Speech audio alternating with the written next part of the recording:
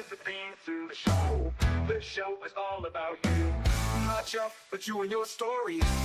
Because everybody has a story with Jeff Seltzer. Everybody has a story with Jeff Seltzer.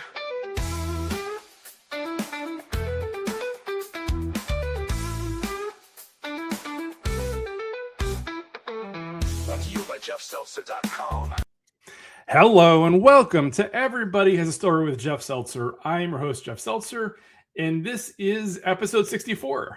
I've been off for almost 2 months at this point. I had initially decided to take off the month of January.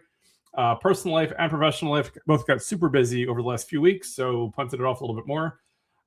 Figured it was probably time to check in.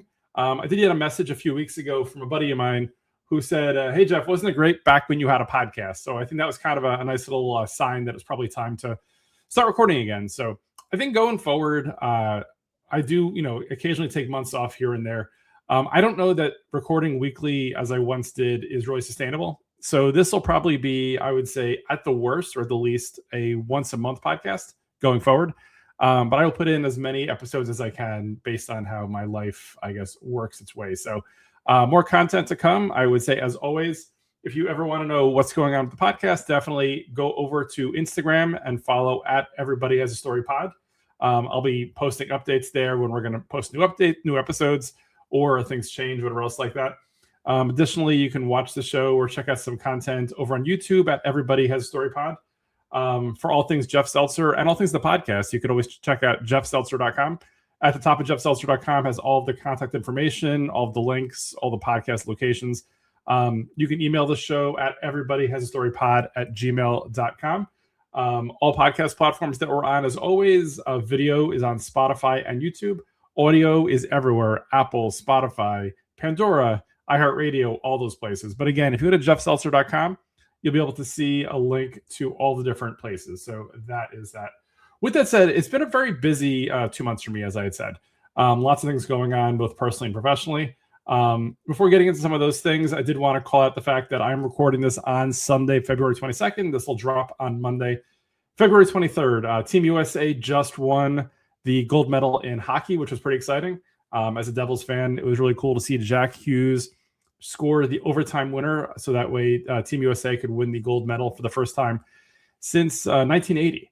What's funny is they had said it's the first time in 46 years, and I was like, that doesn't feel right. Then I was like, wait, I was born in 1977, and I'm 48, so I guess that makes sense. Math is a weird thing, and timelines are really tricky. As you get older, things are weird, right? Like when people say, hey, 20 years ago this happened, I tend to forget that 20 years ago was 2006 and not 1980, as I think that I'm forever stuck in the mindset that we're in the year 2000. So something happened in the timeline, I'm sure, at some point, but whatever it is, just got to keep reminding myself that I'm getting older. The timeline keeps expanding, and that 46 years ago was 1980. So that's where we are today. One thing I did want to call out also was in the last few weeks while I was on hiatus, I had my first listener or viewer from South Africa. Really exciting news. I mean, obviously, I love to stream to new countries and new locations and get new listeners. But for me, it was especially exciting because Africa, the continent, was one of the last two continents I still needed, or I did need, to hit every continent in this world. So at this point, I have at least one stream or one listen from every continent except for Antarctica. So if you or someone you know is in Antarctica, if you could go and listen to at least 1 minute and 1 second of this podcast, not necessarily this episode, but any episode, that would be super helpful. So then I can kind of, claim world domination that I've been listening to in every single continent, which is a pretty cool data point. I mean, I don't know that anybody really cares, but for me, in terms of, the breadth of who's listening and who's consuming this content, I think it's really cool to be able to say that, every continent has listened to this podcast. So if you know anybody, let me know. Otherwise, I might have to at some point go take a trip to Antarctica, listen to the podcast so I can check that box. I'm not even sure if Antarctica has the technology to listen to Wi-Fi or data. I assume they do, but I don't know. I've never been there before, so I guess we'll see how that rolls out. Another piece that was really interesting to me, I'd say, and I posted about this a few weeks ago. So as you guys know, the last episode before this one posted on January 1st. It was my special New Year's episode with Senior Executive Vice President of Music for this podcast, Marcus Percal Brandon. It was a great episode, a lot of fun. It was Happy New Year. It was the longest episode of all time. So if you're listening or looking for some more content that you haven't caught up on so far, that's definitely the way to go. What I was going to say was that was the last episode I posted. So it was probably about 7 weeks ago. So generally, after about a month or so of not putting up new content, the amount of streams and listens kind of goes down because there's no new content. The people who listen and watch, they've already listened and watched. And usually, in terms of overall data and people listening, it kind of it plateaus.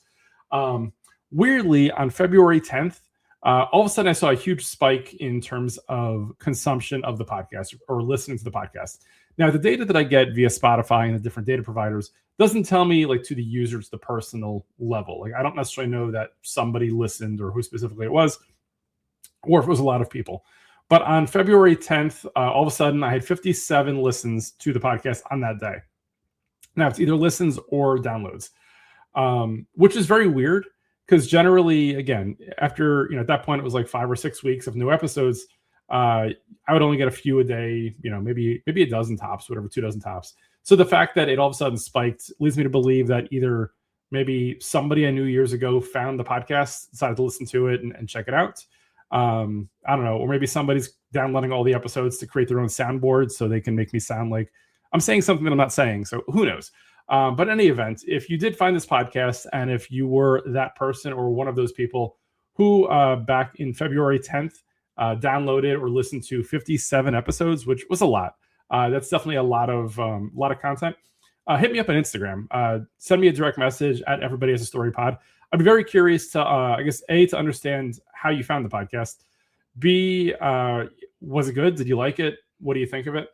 And C, 57 episodes is a lot. Obviously, this show has evolved a lot over the last almost 2 years at this point. So want to get more of a sense of, obviously you've heard my journey. What is your journey? Did you all of a sudden decide one day, hey, I'm going to download all the episodes, or kind of what's going on here? So super curious. Let me know. If that's you, that's great. Otherwise, it is what it is, I guess, right?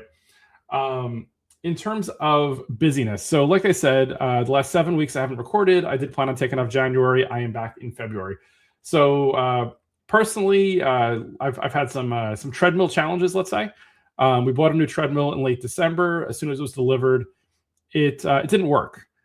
We had purchased it from, let's say, a sporting goods store that has a very phallic name. I'm not going to give them any kind of brand recognition here. You could probably figure out who it is. It was delivered, I would say, the first week of January. As soon as it was delivered, it didn't work. It took me about 6 weeks of emailing and calling the store to finally get them to take it back. And I finally got the refund this week. So that's 7 weeks that it took me to finally get everything I needed to out of it, went somewhere else and bought a new one. And generally, I would say, not having a treadmill obviously is a slight inconvenience. But the fact that over the last 7 weeks, it's been brutally cold, it's been snowy, it's been a bit of a mess. Couldn't really run or walk outside as it's been in single digits here in New Jersey for quite a bit of time. And we're supposed to get more of a blizzard as I'm recording this, or later today / tomorrow. So by the time this podcast episode drops, it could be completely decimated by over a foot of snow outside. So with that said, I did want to mention the fact that that was kind of a challenge that I spent way too much of my my free time, let's say, going back and forth with the company. It ended where it needed to, but I would say I would never buy any expensive sporting equipment from that company again. So if you want to hear more about it, send me a message. It's probably more than enough, but I'm here for it if you want to chat on it. So I would say that leads me into my thoughts on customer service. So I recognize that oftentimes customer service is a bit handcuffed in terms of what they can do. Years ago when I was in college, I worked in various places. I worked in a Sam Goody music store. I worked in CVS, all sorts of places like that. I worked in restaurants. And I recognize from those situations that in customer service, you don't really have much of a say in terms of what can be done. So oftentimes customers will take advantage or yell or scream, which I think is very abusive because it's not like that person specifically did anything. Oftentimes it's the corporation or the company, and they really have limited power in terms of fixing it. So off of my lessons and things that I've gone through in life, when I was dealing with this store, I try to remain very patient and very, let's say, nice as possible with customer service, as I understand they're really just doing their job.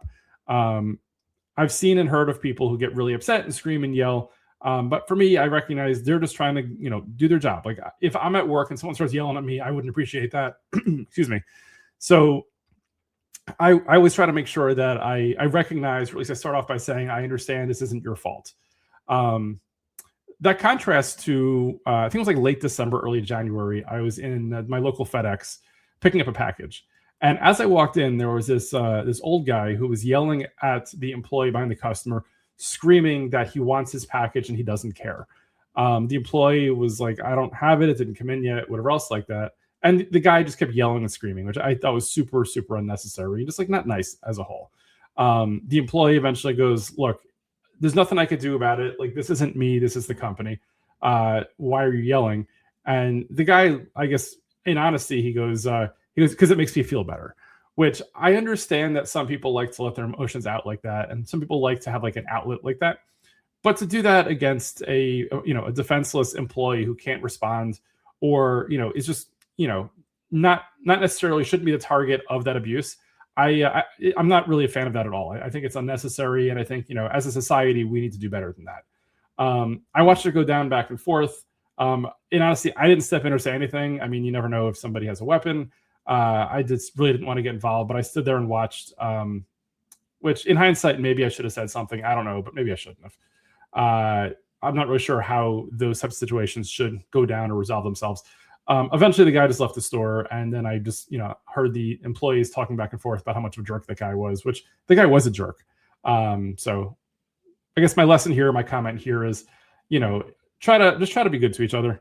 I do the same. I try to, wherever possible, just try to be kind and give people the benefit of the doubt. And especially for an employee, you don't know what they've been through personally or professionally. So, no need to abuse them when, it's not necessary at all. Years ago when I worked in retail, I took my fair share of abuse. I never enjoyed it. It was never fun. And you're always, or oftentimes you're fearful of responding or anything because you don't want to get fired. And if you got bills to pay, money, that's all the money you have coming in. So it's really, really just an unfair thing to try to take advantage of employees like that. In other news, let's say, in April, I'm going to Las Vegas for WrestleMania. So this will be my 7th WrestleMania. I'm meeting up with some friends out there, going out with my buddy Daniel, meeting up with Marcus, Lucas, and a bunch of others. I did WrestleMania last about 2 years ago in Philadelphia, which was a lot of fun. This time it's going to be in Las Vegas again, as it was last year. I'm really excited about a couple of things that I'm doing that are not wrestling related. So last time I went to WrestleMania, I went with Daniel, with my buddy Steve, and we did, I think it was like 13 wrestling shows over the course of 5 days. So this time will probably be a few less shows, like probably 10 or 11 wrestling shows as a whole. But there were a couple of specific Las Vegas things that I really just got really excited about. And I was like, hey, I've got to do it since I'm out there. And Daniel's going to go with me as well. So the first thing is, as you guys probably know from my previous episodes, I'm a huge fan of Universal Studios Halloween Horror Nights. I've done multiple episodes about my trips down to Universal Orlando to go to the different haunted houses they do every September and October. Love haunted houses, love the experience. Las Vegas, about a year ago, I want to say, opened up something called Horror Unleashed, which is a year-round experiential thing where they have basically their own version of Horror Nights. It's like 4 houses in Las Vegas. So I've been looking for a reason to go and looking for a way to get out there. So since I'll be out there for WrestleMania, I'm very, very excited about that. So really happy, really excited. It'll be a lot of fun. Obviously, have all my wrestling out there, but doing the haunted houses will be cool too. The other thing that I'm really excited to be going to do is going to check out The Wizard of Oz at the Sphere. So as many of you may or may not know, the Sphere is a ridiculous like theater / something else that opened up in Las Vegas a few years ago. They originally opened, I think it was U2 opened, and like the visuals of this place are just ridiculous. The place looks super, super huge. The screens are like super panoramic, kind of like the old planetarium kind of a setup. And they could do a lot of just like ridiculous stuff. They do concerts there. They've done a UFC event there. When I first planned this trip, Wizard of Oz wasn't there yet. They had announced Fish was going to be playing when I was there, which I'm not really excited to go see Fish, so I wasn't really going to do it. But as soon as they announced that The Wizard of Oz was going to continue showing throughout the day and throughout that week, I was all about it. And it's not just you sit there and watch The Wizard of Oz on a screen. I believe it's almost like a 4D plus experience where I think the seats move. I think there's actors that come in and out while you're watching the movie. Now, obviously on a side note, many of you know about my motion sickness issues. So I am a little nervous that I may be the first person ever to vomit during the Wizard of Oz. So we'll see how that rolls out. I'm hoping for the best. It'll be fun. We'll see. If nothing else, I guess, it'll make for a great story to tell on a future episode if I do get sick. But it'll be fun. It'll be a good time. So looking forward to that. Outside of those two things, we have a lot of other wrestling events. So we have all the indie wrestling shows with GCW at the Collective. Going to check out WrestleCon. Got 2 nights for WrestleMania that Saturday and Sunday. And as of right now, hoping that they'll announce the official ticket on sale for the NXT show, which is the WWE's developmental brand. So as soon as those go on sale, I'll be going to check that out as well. So really excited. I last went to Las Vegas with a couple of buddies a few years ago. It was a lot of fun. This will be a very different experience, but it'll still be a lot of fun nonetheless. So really looking forward to it. Okay, so today is February 22nd, and on the last show of last year, or maybe the first show of this year, I had mentioned my New Year's resolution. So I had said that my New Year's resolution for 2025 was to average 10,000 steps per day for all of 2025. Now, I kind of messed up a little bit in that I was looking at the wrong app throughout the year. So long story short, Apple has 2 different apps that are within their phone and watch. So if I'm looking at my phone right now, the 2 apps they have are, you have the fitness app and the health app. So the fitness app is what I should be looking at because it keeps track of like all the data. It helps me to trend it, and I can kind of see. So this way, when I look year over year over year, I can understand how many steps or how many whatever I've done. The fitness app is really good for like in the moment and like for the day, but from a long-term trending perspective, is not as good. Challenge was throughout the year, I was using the health app to keep track of how many steps I had in terms of that's just kind of what I was looking at. The health app pulls in data from your watch as well as if your phone is moving. So if I were to wake up in the morning and take my phone around the house without my watch on, the health app would give me steps, but the fitness app would not. I'm probably confused a lot of people at this point, but just work with me on this one. So long story short, on December 31st, I woke up and I looked in the health app and I was great. I was over 10,000 steps. I looked in the fitness app, which only keeps track of watch steps, but not phone steps. And I was way short. So long story long, on December 31st, I had to get 23,000 steps to hit my 10,000 step goal, which it made for a long day, but I did end up hitting it. So I ended up 2025 with my highest step year of all time, where I think previously my highest average per day for a year was like 7,500 steps. And for 2025, I finished over 10,000. I think it was like 10,006, I think I did, which was a lot of work, especially on that last day, but it was great. So learning for me is use the fitness app and not the health app to keep track of my steps. So with that said, for 2026, I had mentioned that my goal was to not only get 10,000 steps per day average, but every month to get that. So it's not like I can make up for a short month where, like, let's say in January, I do 11,000 steps and February, I do 9,000 steps. My goal is every month to do 10,000 steps or more. So as we sit here on February 22nd, I'm happy to say that I am well above 10,000 steps per day. And both January and February, I've averaged more than 10,000 steps per day. So I'm going to keep it going. I'll keep you guys updated. If you care, hit me a note. If you don't care, also hit me a note. Always curious to see what people's goals are. Always curious to share my goals, because if nothing else, it helps to keep me honest in terms of, benchmarking myself and just keeping myself to where I need to be. So more to come on that. Wanted to call out the fact that, as you probably know as well, I'm a huge movie guy. Love watching movies, love going to the movies. As we sit here, again, on February 22nd, so late February, I have already seen 30 movies to date, which is pretty solid. That's an average of, like 1 movie every 2 days, give or take. Of those 30 movies, 21 of them were repeats, and 9 of them are new this year, with 3 in theaters. What I'll say is the most intriguing to me was I saw a couple of movies so I saw one movie that I had never seen before. I saw an Instagram reel about it, and I was like, that looks really good. And it came out like 15 years ago. Margin Call. For me, as many people know, I love, let's say, corporate America, weird types of flicks. Margin Call takes place in 2007, 2008, right before the financial crisis, or actually it was the beginning of it, I guess, where a guy is laid off at the very beginning of the movie. He tries to explain to them, you don't want to fire me because I am the head of like risk management, because it was one of those like investment firms. They say we don't care. And as he's leaving, he hands off his data to one of the analysts, who then recognizes that this guy was just kind of like right on the tip of finding, it was all going to collapse. and then watching the movie play out like that. So if you've ever seen Margin Call, why didn't you tell me until now that it exists?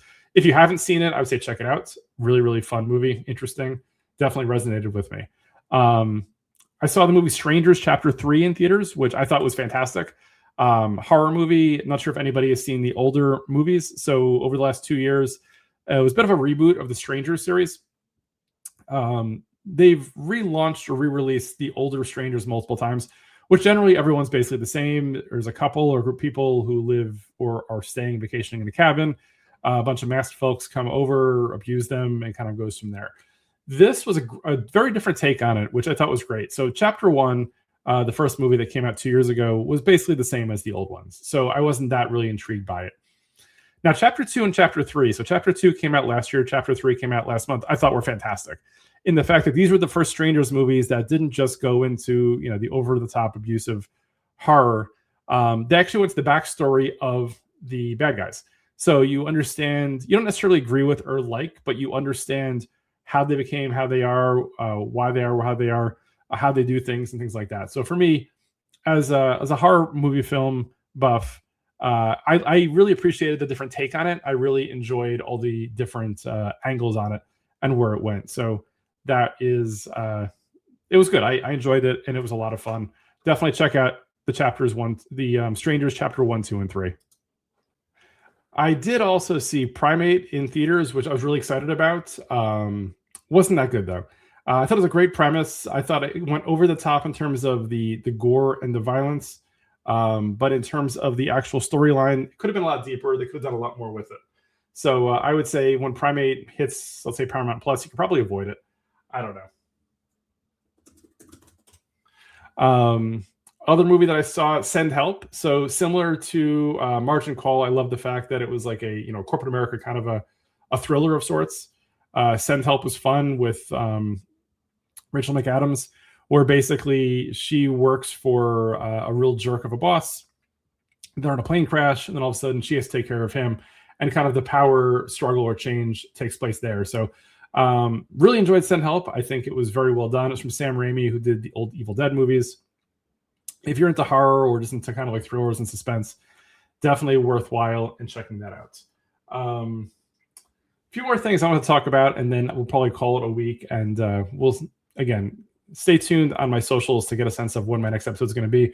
Working on a couple of really cool things, so we'll see what happens. Did want to call out the fact that Josh Breezy, a friend of the show, previous guest of the show from January of 2025, he launched a micro brawler. So for those of you that don't know what a micro brawler is, it is an action figure that you can have done or created of yourself. A lot of wrestlers do it. So if you're watching the video version of this show, this is the micro brawler here. So I was able to get a few of them signed.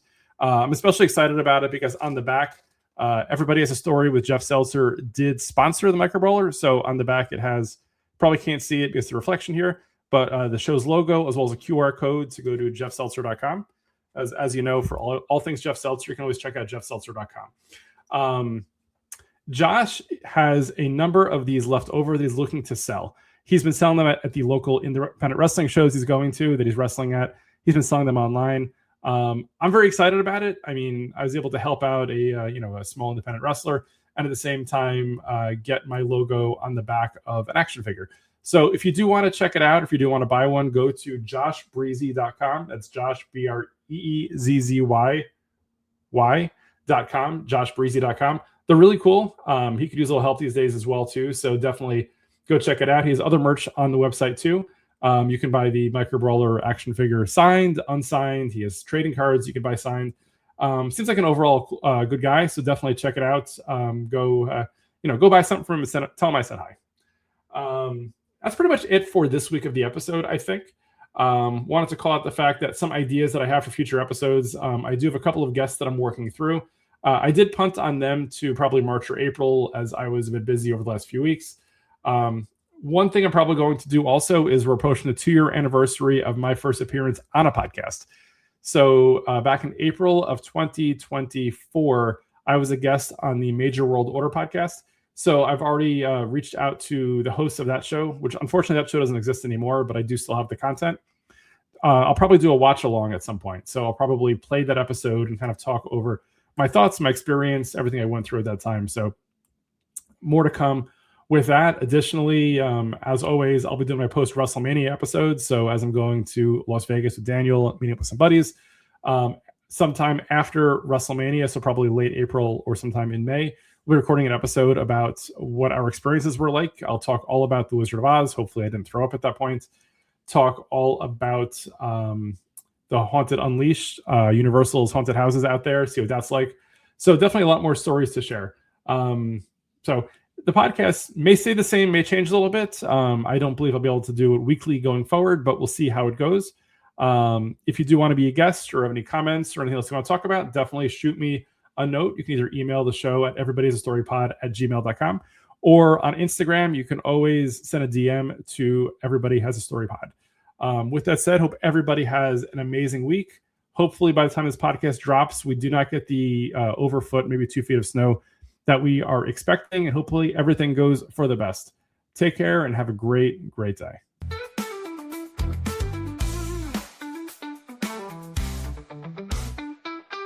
Everybody has a story with Jeff Seltzer. Everybody has a story with Jeff Seltzer. Everybody has a story with Jeff Seltzer. Everybody has a story with Jeff Seltzer. Everybody has a story with Jeff Seltzer. Everybody has a story with Jeff Seltzer.